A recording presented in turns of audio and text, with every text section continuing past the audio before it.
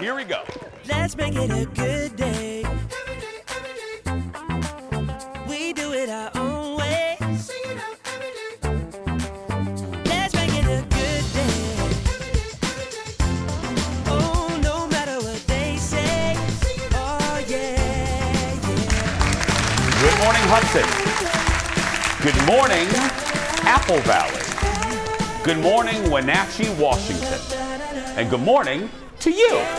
Welcome to the Jason Show. I'm Jace.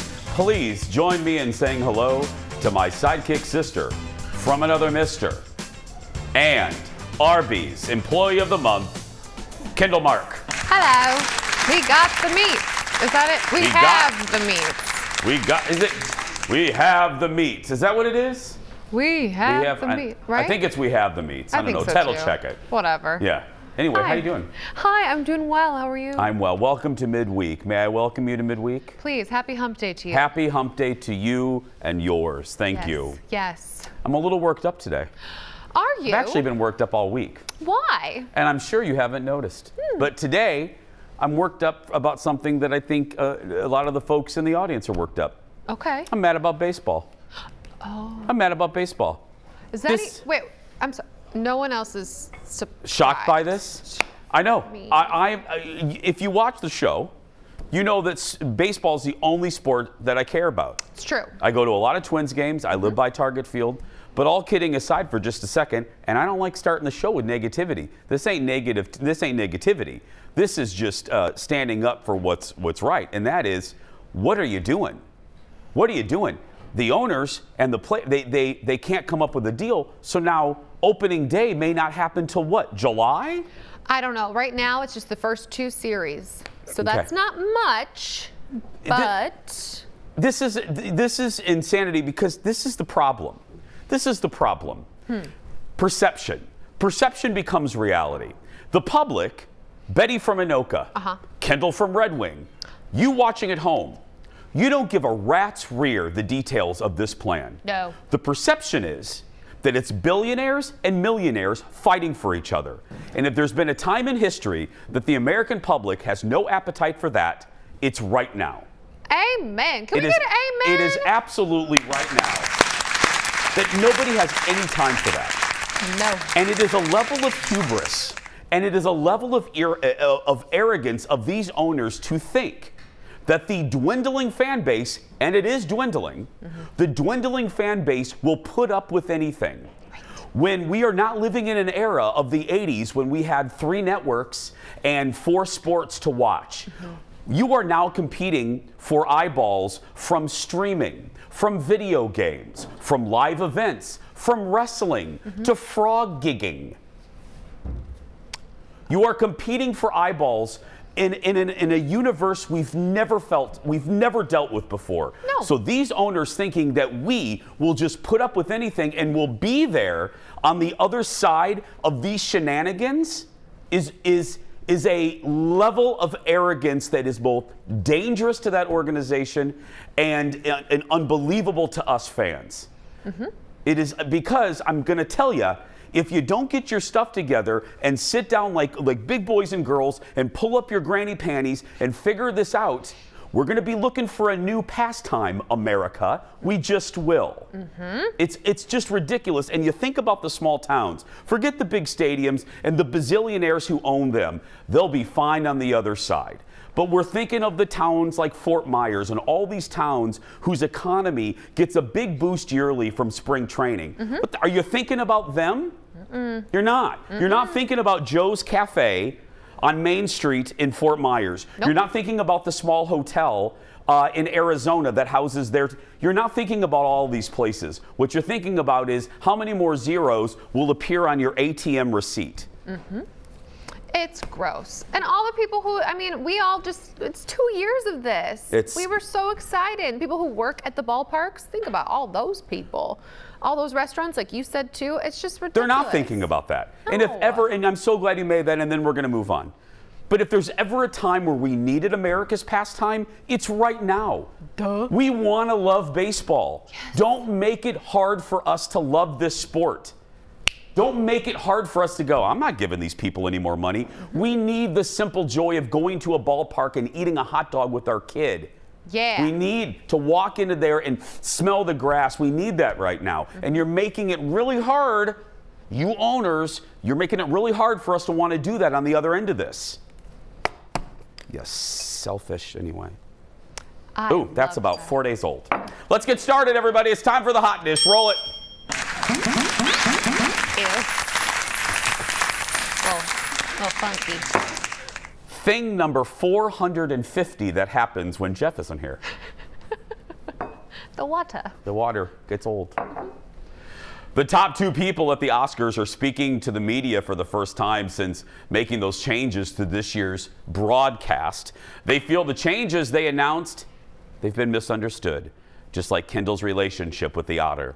The CEO and president of the Academy said all 23 awards will actually be featured on the live broadcast. Don't worry.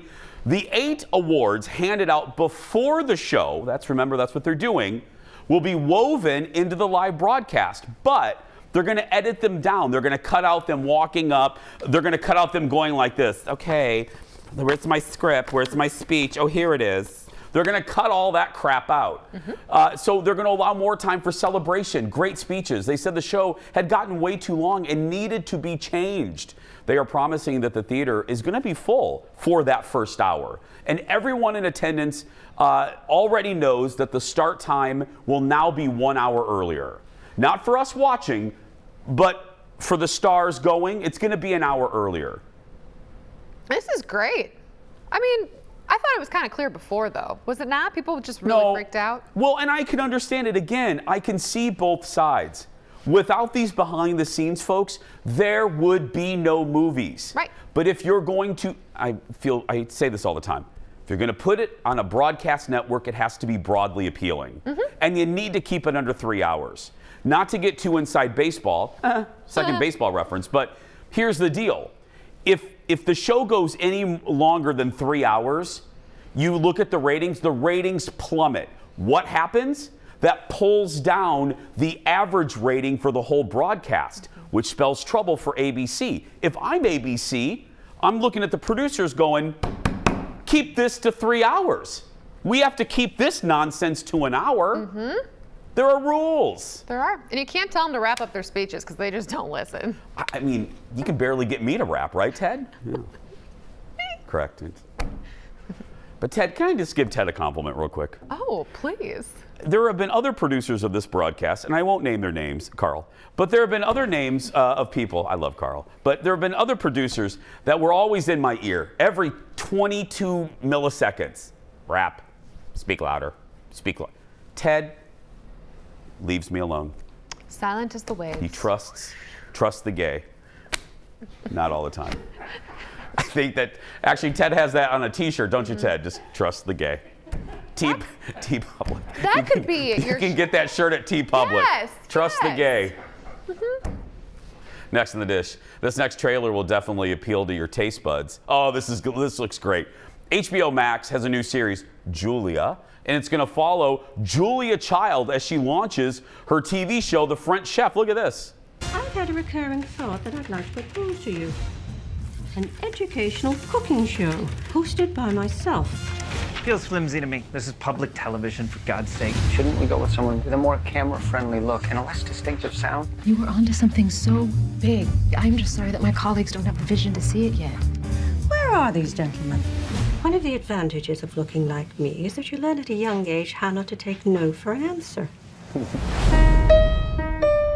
I don't know if I can do all this. Doing this is genius.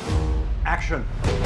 Out of the tree of life, I just picked me a plum. Welcome to the French Chef.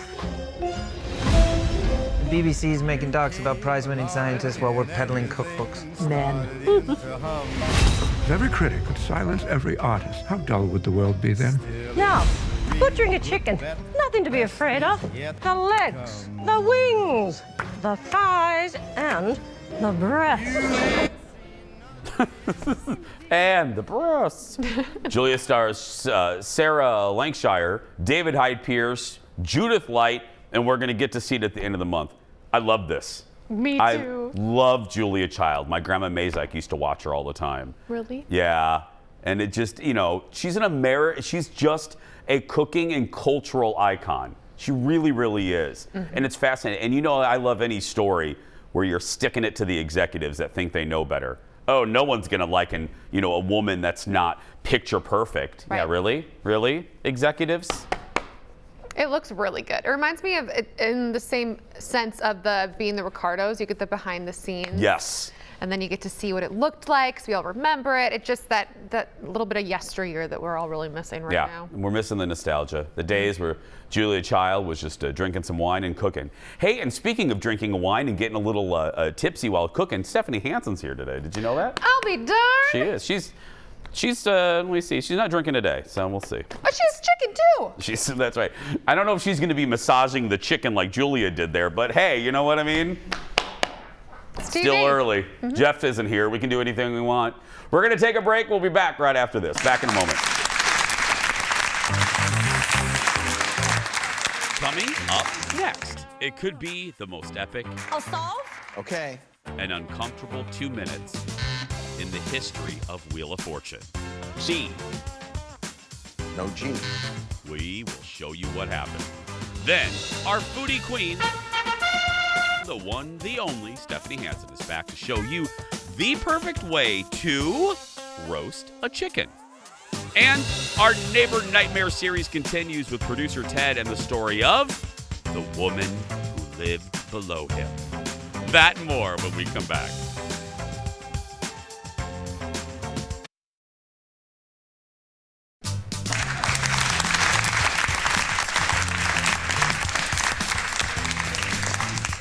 Okay, here we go. Welcome back. Jimmy Kimmel's team hit the streets of Hollywood again last night.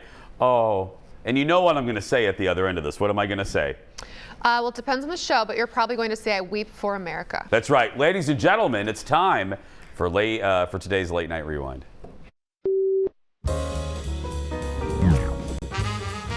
We're talking a little bit about cancel culture today. What's your reaction to finding out that Denzel Washington has been cyberbullying kids with multiple burner Twitter accounts? Do you think he deserves to be canceled for that? I think Denzel Washington definitely went too far, hiding behind the wall of anonymity in a burner account to cyberbully children. I think that's an extreme abuse of power. The big story, Tom Hanks was canceled for trying on underwear in the Gap and putting it back on the shelf. Do you think he deserves to be canceled for that? No, I really don't. Why not? Well, we've all done it at one point or another, and his story got cut. Harrison Ford just admitted that he purposely crashes planes. Do you think that that's something that... Yeah, that's very reckless to purposely crash planes. But that's Harrison Ford. Where are you seeing the most headlines about the plane crash revelation? I see it through Google. I see it through Facebook updates. There's Instagram posts about it. Now they're starting memes. So Which memes did you see? I actually saw one yesterday. It said, "Hey, I'm here." It was actually him as Han Solo, and he was standing outside the Millennium Falcon, and it said, "Hey, I'm about to wreck this piece of junk." Oh, my goodness! I can't. I weep for America's future. And floor director Evan had a good thought. I want to have a psychological study of what happens when a camera comes into the face of a human. I think there's a brain reaction that makes you, that guy right there, he totally made up, not only that he's seen the story that never happened, by the way, but he said he saw memes about it. And then he described the meme. He should go to Second City because he's really good at improv. Just like... Speaking of frightening, Eric, can you get a shot of the shelf over here? You know what I just noticed? Milky the cow's udder has fallen off. And I just noticed that, I know, and we're going to have to correct that. The udder fell off. That's utterly disastrous. We'll have to, very good, nice dad joke there. We'll have to have Stephanie Hansen fix that in the commercial break. But look at that, the udder fell right off of Milky. No, we'll fix that. Moo. Next in the dish, Amanda Seyfried, or is it Seyfried? How do you pronounce her name? I've heard it both ways. I have too. Honestly. I heard I've Ted always say wondered this. Seyfried. I thought it was that, but I've also heard Seyfried. I don't know. Whoever she is, she was on Seth Meyers last night. She plays Elizabeth Holmes in the new Hulu series, The Dropout, and talked about the weirdness of actually playing someone that's her own age. You've never played a living person before. And a person who's, in the same generation as you. And I did read that when you were in the bedroom set that you had built, you realized that this is a person you also had things in common with. We were essentially the same age. She had like the 17. I remember reading that issue. It wasn't she. I have to remember. This was a set. It was designed by a production designer. We had a set dresser. But I remembered, like, it really connected me to her because we were contemporaries. Like, we were brought up in the same world where the same movies were playing and, like, we knew the same music. I don't know her favorite. We think we do. But it really tied me to her. And it was also amazing to see these like, YM magazines. And that magazine that had the stickers in it, you don't know because you were a boy. But, like, remember when the magazines came I didn't hear a word. I just kept looking at her sweater. I'm going to buy that sweater for you, Kendall. I was researching because I was like, no, you have played someone your own age and in current time. I'm very confused because in Mean Girls, I'm not saying she was like her, obviously, but in Mean Girls was in 2004 and she would have been 18 when that was filmed. So she played someone her own age in current times. Yeah. Because a real person your own age? Real person her own age. There's a lot of qualifiers that Ted has. And Dear John? You can't tell me Dear John's not a real person? That's a beautiful movie with Channing Tatum. That was and do you really mean that Dear John is a horrible motion picture? Do not come at my man like that. I think he's very attractive, but he was in a horrible motion picture. You already lost an executive producer this week. I will walk right out. Okay, now let's be clear. Let's not start any rumors. Jeff is, audience, just look at me real quick. Jeff is alive, and he hasn't been fired. He's here. He's not here. He's in an undisclosed vacation spot. Well, if he wins money, he's I probably not almost gonna said it, and I'm like, Jeff is so weird. I almost said where he is, but anyway. There. The Dropout debuts on Hulu tomorrow with new episodes weekly. Oh, we're having fun today. Next in the dish, we now have the most uncomfortable. Oh, this is good. Come back to the TV. Come back to the TV. We now have the most uncomfortable moment in TV game show history, or at the very least, the most uncomfortable 2 minutes of Wheel of Fortune history. Look at this. I'll solve. Okay. Another feather in your hat. 650. G. No G. Thomas. Uh-oh, the bankrupt got you. Laura, you have another shot at it. You can spin the wheel or try to solve the puzzle. I'll solve. Okay. Another feather in your lap. No. 900. D. No. Thomas. You don't know I'm it? gonna go ahead and Yeah, spin. don't get buzzed out here on time. Well, what letter would you like? A P? Yes, there's a P. Spin or solve? I will solve. Okay. Another feather in your map.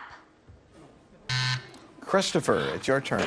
So what letter would you like? A C. Is there a C up there anywhere? There you go. You want to solve this? Yeah, I'll solve. Another feather in your cap. Yeah, there you go.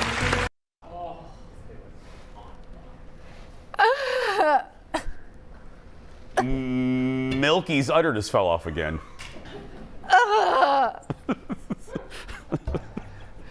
Steph put the udder back on, and during that clip, Milky's udder just fell right off. She gave right up. Can you, now look, let's be kind to her for a minute.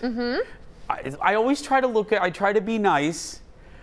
It's much different for us to be sitting at home judging her than her on the set with the lights and Pat and Vanna. It's a lot. Okay, now having said all of that, really? Nap, sap, map, cap, map, another feather on your map? That was, Rob King edited that down. That went on, that sequence of events went on for 2 minutes.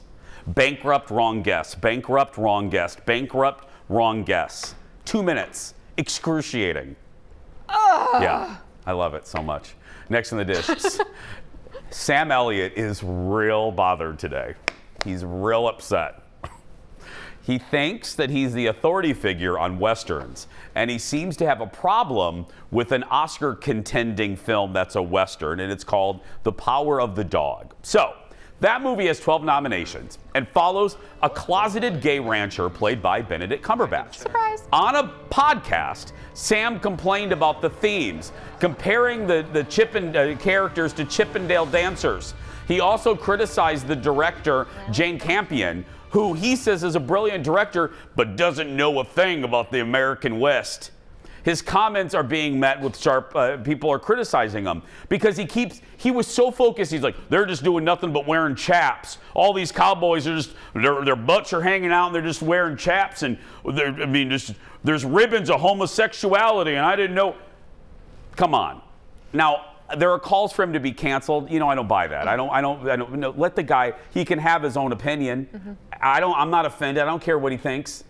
But I think it is, Mr. Elliott, I think it is it's a little naive to think that there were never gay cowboys. I mean, you know, and hello, that was covered in Brokeback Mountain. Duh. And I'm just saying, there have been, I'm sure, at some point in Western history, two cowboys went into a saloon and had some fun. Right. To think that there was never a gay cowboy, this is just a different view of the West. My preferable view of the West. But, you know what I mean? I'm making a joke, but I'm not. It's just, but he seemed very fixated on the chaps. And they did wear chaps in the West. So okay, now let's be clear. They didn't really wear chaps like Benedict was wearing them. Unless you went to, you know, the saloon, you know what I mean? If you went to the Minneapolis joke. If you went to the Western version of the gay 90s, then maybe, but. I thought when I first read this, he just didn't like the movie, and I was like, oh no, I almost fell asleep. And then I read it. I was like, oh, that's not what you were going with. No, but I love these people that are all up in arms about it. Just let the guy's he's in his 60s or 70s. Let the guy have an opinion. I'm not offended. So he doesn't like gay cowboys. We have much bigger issues. We really do. I mean, I don't care. It just, like, this is the bigger issue right now. The cow's udder is off. Steph, can you fix the cow's udder come over here. Can you fix it real quick? I can't get up. I'm tied. For love of all Jeff things literally has me holy. taped to this chair. Let's have Stephanie. Go ahead. Yeah, go right now, Steph. Just fix the cow's udder. If you could just real quick. Do you know how to put it back on? Have you ever put back on a cow's udder? I think I have. Okay. Oh. Thank you for fixing that. I've milked one too. Okay. I didn't ask for that little piece of knowledge, but that's fine. Is it back on yet? I think so. Okay, thank you. That was fantastic. Just place Milky back there. He has to be under his... He has to be under the milk pail. Yep. Thank you, Steph. There we go. Look at that. All is well in the world. Milky's udder's fixed, everybody. Thank God. Congratulations to today's JVIP, Brenna Duffy. She loves Jason and the crew, she says. And she met me a few years ago at the Humane Society walk and said she came up to me and we had and I came up to her actually because she had a Great Dane Mastiff mixed dog. And I asked if I could pet it. Yeah, because I like big dogs. My mom has a Mastiff. I tried to play it cool. She said she tried to play it cool when I came up. Well, it was very nice meeting you that day, Brenna. So here's the deal. Brenna gets a Jason Show mug, and she's entered to win the monthly grand prize that includes coming into the studio to watch the show, a $150 accessories gift card to Becker Furniture World, and a $200 gift card from Woodhouse Spa. Once again, to sign up, head to fox9.com/JVIP. And by the way, our first JVIP will be sitting right over there, Kendall, on Friday. Hey! It's our first guest in a very long time, and I can't wait. We'll be right back. Stay with us. Back after this.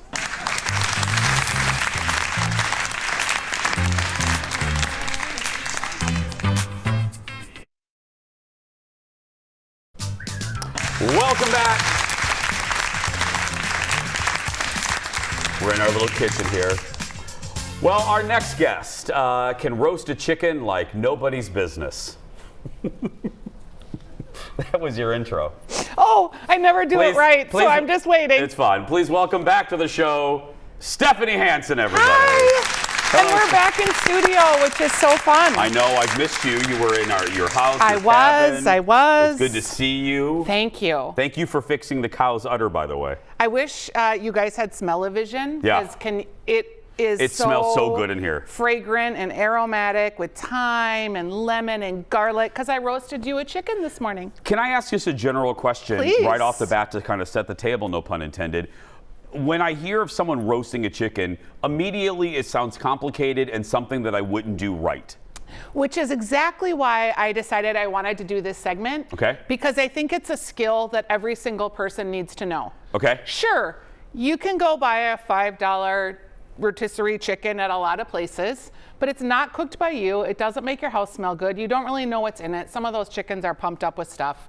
And I just feel like it's the very basic skill because I literally almost roast a chicken every Sunday.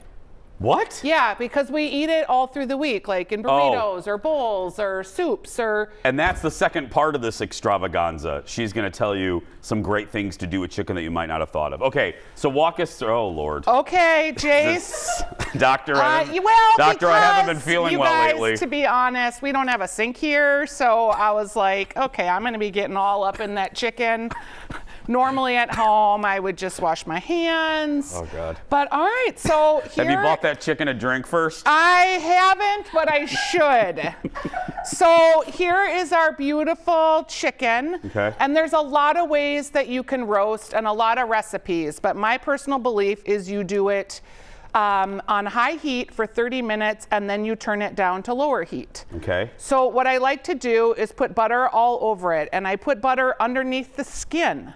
You okay? do? Yes, because I want the meat to be super delicious, and I love a crispy skin. So when you start your chicken at a super high heat, and make sure you get down in the little thighs and the leggies there, when you start your chicken at super high heat, the skin already starts to get brown, but then you slow it down so that the meat gets super tender and moist. Because there's your favorite word. Moist! Because you don't, correct me if I'm wrong, you don't want the skin to start burning before the meat is properly cooked. 100%, friend. You. Yes. Thank you. So this would usually be a little bit colder, but so you've got all your buttery, chickeny things on there, okay? Whoops. Glad I wore gloves and still got butter all over my hands. All right. That's all right. Okay, then the next thing you want to do is you want to super heavily salt it. I'm fancy. I make my own little herb salts. Of course you do. So it's just salt. Okay, but how about for us commoners? Now talk to the folks at home. Kosher salt. Kosher and salt? all this literally is kosher salt with some rosemary. When my rosemary is getting kind of tired and long in the tooth, I blend it up with salt and I make an herb salt. It's really easy to do. Really? Yeah. That's all. So it's really that's all it is. Yeah, totally. So anybody at home could make that. Yes, and you could make thyme salt or basil salt or any kind of salt. Well, shiver me timbers. Yes. Okay. That's actually a recipe in my cookbook that's coming out, but that's Shiver me another story timbers? for another day. No. Oh, the salt? It should be a recipe though. Should be shiver me timbers. Okay, next you're going to put your full lemon inside the cavity. Okay? You're also just going to shove it in there. Then you're going to put in your half a bulb of garlic. Now the other cavity of the already cooked chicken that's right here has these things already stuffed inside. And what you're doing is you're perfuming the chicken from the inside out. You're perfuming the chicken? Yes, you're perfuming the meat, which leads to flavorful taste. Can you turn the chicken around so they can, Yes. the camera can catch the I'm cavity? sort of stuffing Yeah, I know. I just want them to see the cavity. the cavity, Yeah. the rump, the butt, whatever we call the chicken opening. I guess it's a cavity. It's a cavity. Just, you know. Yeah. Now, if you feel real fancy, Yeah. it looks nice if you can get one of those under there and shove it in because Good Lord, again, you got a lot of stuff up in there. Yeah. And there's so many ways you can do chicken, you guys. You can, like, instead of butter, you can just use olive oil. You can use soy sauce. There's a million different alternatives here. But so this is basically done. So That's you're it? going to put it for 30 minutes in your oven. I use a cast iron skillet because I want to get all the juices. How good is a cast iron? Oh. There's so many uses. I know. I have a million of them. Wouldn't you consider this? We've never done this segment of like Yes. Stephanie essential items you should have. Wouldn't you count a good cast iron as an essential? 100%. And Yeah. in two sizes, because you need like a size like big enough for a roast chicken, but also a little teeny tiny one for the perfect size egg. A fried egg in a cast iron perfect skillet is just, it's for an egg sandwich. Really? It's for egg on a salad. Oh yeah, if you have it seasoned just right, it's nonstick. Yeah. Oh. An egg.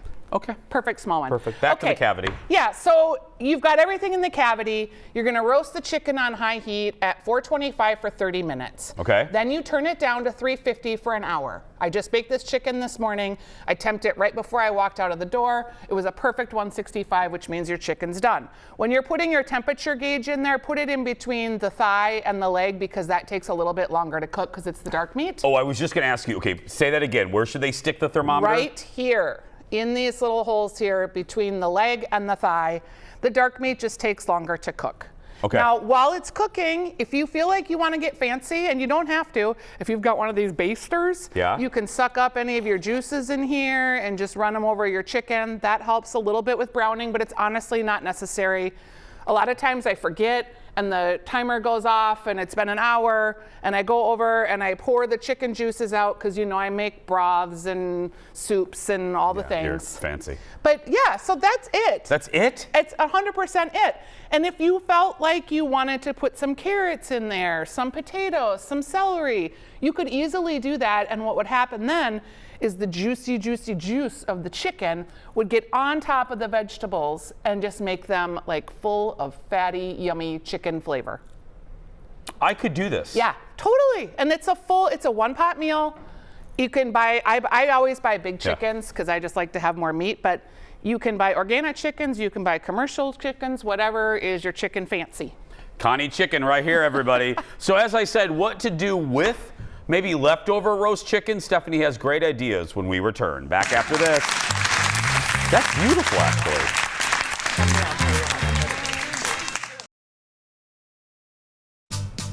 And welcome back. One of our favorites, our family. Stephanie Hanson's back. So we made roast chicken, and now we have leftovers. Not if you're in my house, but still, what do we do with it? Stephanie has, let me look here. We have 8 ideas. 8, a lot of ideas. So let's say you and one person are eating the chicken, because we have 2 at my house. So when you're done eating your chicken, you probably have about 2 or 3 cups of meat left over. So what you do is you just shred the meat off the bone. Okay. And you save the bone and all of those things. You can make stock in your Instant Pot, which I highly recommend. So you would just fill your pot up, put your carcass in there, celery, all the things, and do it for 35 minutes on manual. And when it releases, you'll have about 6 cups of stock. And Stephanie has all like her Instant Pot stuff on the Instant Pot I do.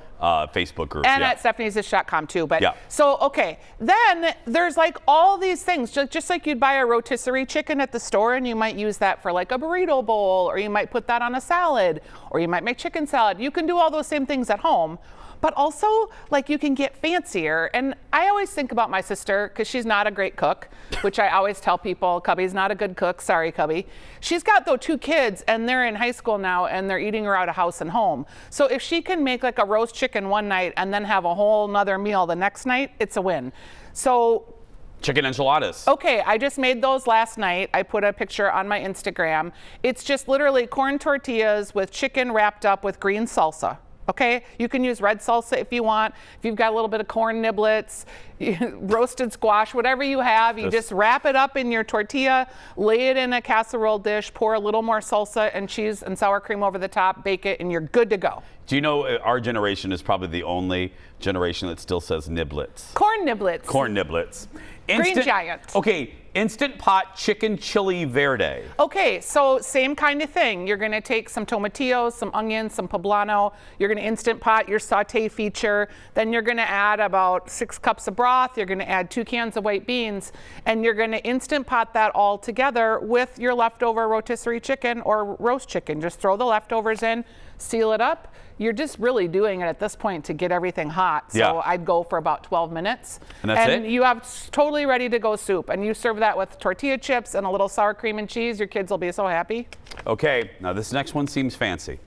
Slow cooker squash and coconut curry with broccoli and chicken. Okay, so that's a lot, Steph. It is, but so same kind of thing. In your slow cooker, you add a little coconut milk. You're gonna put your red curry paste. You're gonna make a little onions. You're gonna put your broccoli in there, and you're gonna slow cook that all day. And by the time you get done, it's gonna be this really rich, fragrant sauce. And then you just throw your roast chicken in there. You're only heating it up, so like 10, 15 minutes in your slow cooker, depending on how hot your broth is. And then you just serve that over rice. And that's it. Super easy. Yep. Cajun chicken fettuccine with pasta. Okay, again, we're gonna make fettuccine. We're gonna make a little cream sauce in our pan. We're gonna boil some noodles. We're gonna throw a little garlic in there. We let the cream bubble up until it starts to coat the back of a spoon and it gets a little thick. We're gonna just hit it with like a teaspoon of Cajun seasoning. Throw our roast chicken right in that cream sauce. Let it heat up a little bit. You can add spinach if you want to. You can add anything else that you want, and then stir your pasta in. And that's it. Another one-pot meal, yeah, that's leftover roast chicken. This will appeal to the Minnesotans. Instant pot chicken wild rice soup. Okay, so when you make wild rice soup, you have to like basically cook the rice and the vegetables. That's the trickiest part. So you do that in the Instant Pot. You cook your rice for about 40 minutes. You have your vegetables in there. Then you're gonna add some cream, and you're gonna add a little more broth to get everything sort of thick and saucy. But then you just add the roast chicken at the end. When I make this normally, I would put the non-cooked chicken breasts on top of the pot and seal it. Yeah. But I just skip that step, seal it, get the rice all cooked, get everything going, and then at the end, just throw in the rotisserie chicken. We have to go, but let's do this. Stephanie has 2 more. We'll put this on social media. Stephanie will give you 2 more tips.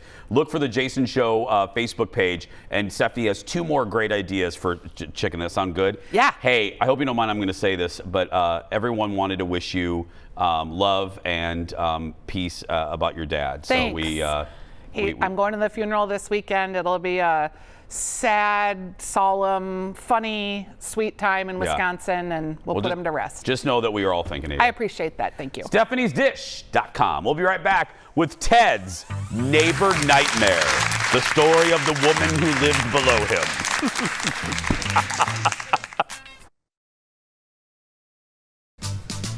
Welcome back. I've loved this series. All week we've been sharing our neighbor nightmare stories, and today it's time for producer's Ted's story. We're calling it The Tale of the Woman Who Lived Below Him. Joining us now from our control room is producer Ted. Good morning, Ted. Good morning. Welcome to Neighbor Nightmares, Ted. It's good to share in this series. That's right. Okay, now you have a neighbor nightmare. Again, we're calling it The Woman Who Lived Below You. Tell us, weave the story, Ted. So this is not in my current place, so neighbors near me right now, this is not you. Yeah. I moved into this new apartment building, and very nice, very, very lovely. Everyone seemed friendly. And I was walking around one day doing my thing, and then I heard a knock at the door. And I was like, oh, maybe it's someone who's welcoming me to the neighborhood. I open up the door. And the lady goes, you must be the new tenant. And I go, yeah. And she's like, and I've been there for like 5 minutes. She's like, you are stomping. And wait. Ted, is she saying it like that, like with her eyes closed? Yeah, she's very dramatic. Okay, okay. And she's bigger than me, so Okay. I'm intimidated at this point. So I'm like, okay, we'll keep it down. And she's like, yeah. Okay, so I now am like tippy-toeing around the house. Okay. Let's fast forward to February 5th, 2017. Oh, we have a date. Oh, wow, we have a date line. I love this. Okay. Super Bowl Sunday. I'm pumped. I'm going to go hang out with my friend. We're going to go watch the Super Bowl together. Another knock at the door. She comes up, and she is livid. She is yelling at me. She's like throwing around words I haven't heard since college. And I'm like, I don't know what to tell you. And she's like, my friends come over, and the apartment is shaking because you're stomping. And I was like, I don't really think so, but okay. I was like, all right, here's what I'll do. I will barely walk around my house. Like, I won't even tiptoe around my house. And she goes, well, I don't want you to do that. She have the hots for you or something? Did she like you, Ted? Yeah. I think there was some of that. So then fast forward 2 weeks. Okay. I'm Kendall, are you following this? 2 Now weeks we're from the Super Bowl. End of February, Thank you. beginning of March. Yes. I am in my garage. The Okay. garage. The garage. It's dark. It's dimly lit. There's a little smoke in the air. A man comes up to me, and he goes, "I heard about the woman below you." Stop. And I go, "Yeah, what's up with that?" And he goes, I just want to it's like Deep Throat in All the President's Men. Yeah. Picture that. And he goes, "I just want to let you know it's been taken care of. And it won't happen again." What? Are you serious? Ted, did you have her killed? I did not, but let's just say she didn't come up again. Did you ever see her again? Thank you, Kendall. That's the next question. I don't know if I saw her after that point, but there were moments where we would cross paths and she would pretend like the confrontation never happened. She'd be like, "Hi." And I'd be like, "You literally just yelled at me in my doorway." Okay, now I want some clarification for legal reasons. You didn't have her. You didn't hire anyone to have her killed. No. She survived whatever encounter happened. She's walking around fine. But here's the most important question. Now let's do some self-reflection in the last 30 seconds we have. Do you think you were a heavy walker? I think initially probably yes. I think I led with the heel. I was more mindful of that. Okay. But let me tell you this: when I bought my house, one thing I didn't worry about, the woman who lived below me. That's right. The woman. Bang-ching. Wow, Ted, that was what a way to end this series. It's poetic. That was fantastic. Ted Johnson, everybody. If you have a neighbor nightmare, share it with us on our Facebook page, and we may read it later this week. Has to be that good, though. But I felt scared that I had to clarify that she's fine. You know what I mean? It's like there was smoke. When Deep Throat shows up in the garage, she's taken care of, Mr. Johnson. And she never came back. She never came back. It's a little frightening. We'll be right back. We will, actually, right after this. She's been taken care of, Mr. Johnson.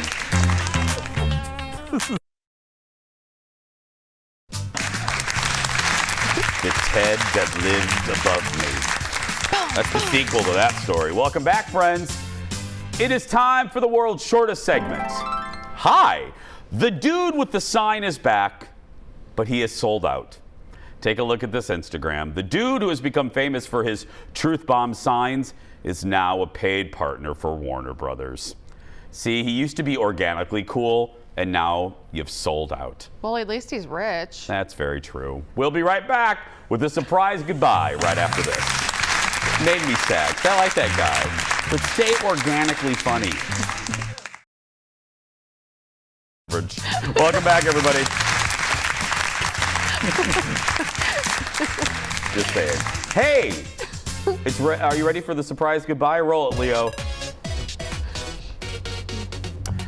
Well, Larry David is an interesting guy, so when HBO tapped him for a 2-part doc about his life, they knew there may be some bumps in the road. So listen to this. One day before the doc was set to premiere on HBO Max, Larry pulled the plug.